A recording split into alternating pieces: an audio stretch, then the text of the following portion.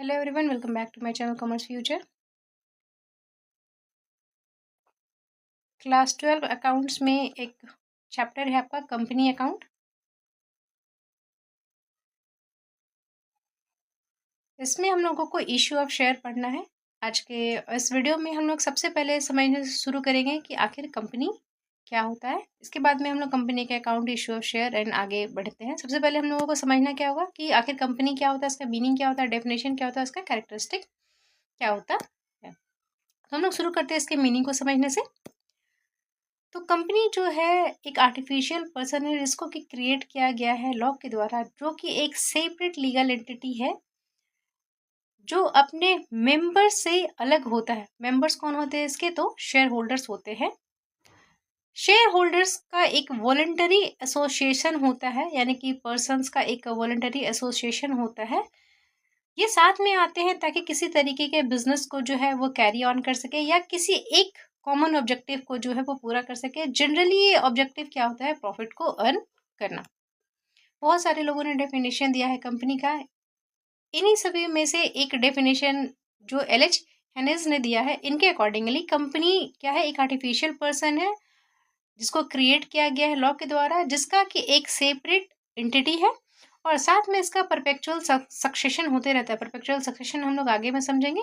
साथ में कंपनी का क्या होता है? एक कॉमन सील भी होता है। बात करें इसका कैरेक्टरिस्टिक का, कंपनी का सबसे आर्ग्यूएबल और क्रूशल कैरेक्टरिस्टिक में क्या है? सेपरेट लीगल एंटिटी, यानी कि कंपनी का एग्जिस्टेंस जो है वो बिल्कुल ही अलग और सेपरेट होता है अपने शेयर होल्डर्स और डायरेक्टर्स से। इसका मतलब क्या है कि कंपनी अपने नाम पे चाहे तो प्रॉपर्टी को ओन कर सकता है, चाहे तो किसी भी कॉन्ट्रैक्ट में इंडिपेंडेंटली जा सकता है, कंपनी को कोई सू कर सकता है और कंपनी भी चाहे तो किसी और को सू कर सकता है। शेयर होल्डर्स जो है वो कंपनी के ओनर्स नहीं होते हैं, ना ही वो किसी तरीके के प्रॉपर्टी जो कंपनी ओन करता है उसके ओनर्स होते हैं। शेयर होल्डर्स जो है वो सिर्फ अपने शेयर्स तक ही लिमिटेड होते हैं। लिमिटेड लाइबिलिटी, यानी कि जो शेयर होल्डर्स होते हैं किसी भी एक लिमिटेड कंपनी में, उनके शेयर होल्डर्स जो अमाउंट जितना उन्होंने इन्वेस्ट किया है या फिर जो नॉमिनल वैल्यू है शेयर का, उसी तक वो लाइबल होते हैं। अगर किसी भी तरीके से कंपनी लॉस में जाती है या किसी भी तरीके का डेप्ट कंपनी के ऊपर में होता है, तो शेयर होल्डर्स का पर्सनल एसेट जो है वो किसी तरीके से लाइबल नहीं होता है कंपनी के डेप्ट को पे करने के लिए। तो और कंपनी के जो मतलब कि किसी भी तरह के क्रेडिटर्स है वो उनको मतलब कि सू नहीं कर सकते हैं या फिर उनको प्रेशर नहीं डाल सकते कि वो कंपनी के जो क्रेडिट है उसको पे करने के लिए अपना पर्सनल जो एसेट है उसको यूज़ करे। परपेचुअल सक्सेशन मतलब क्या होता है, यहाँ पे हम लोग समझ लेते हैं।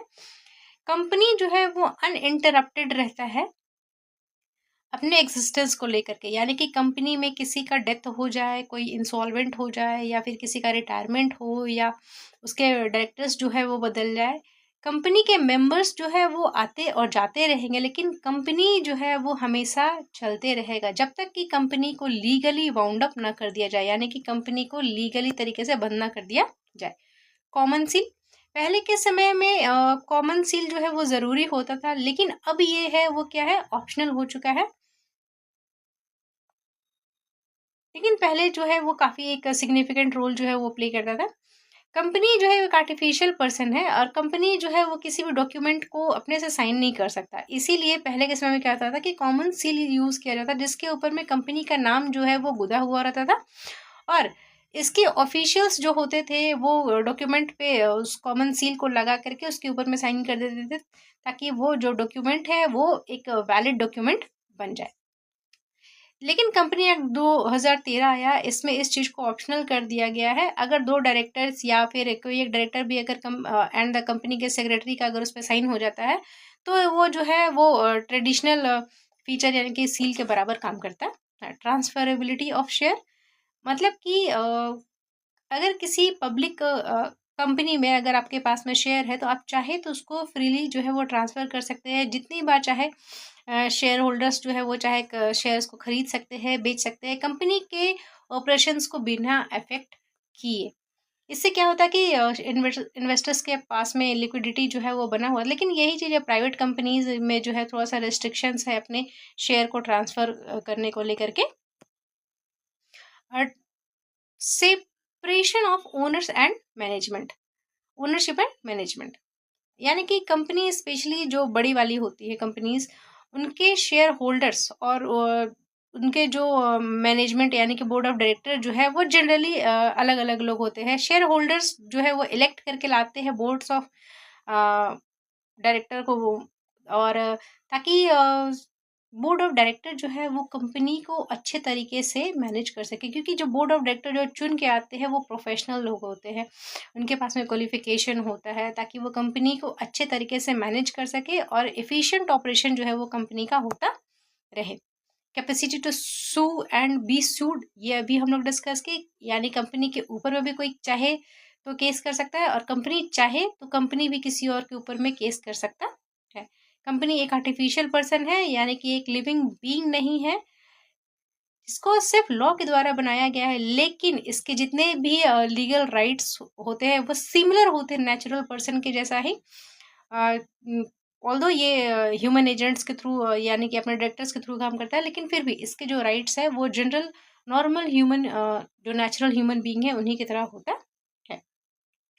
तो इट्स अभी तक हम लोगों ने समझा इसका कंपनी का मीनिंग, डेफिनेशन और उसके कैरेक्टरिस्टिक के बारे में। नेक्स्ट क्लास में हम लोग समझेंगे कि कंपनी के टाइप्स क्या होते हैं।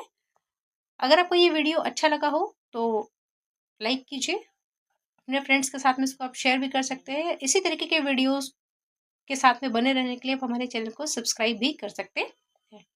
Thank you so much for listening.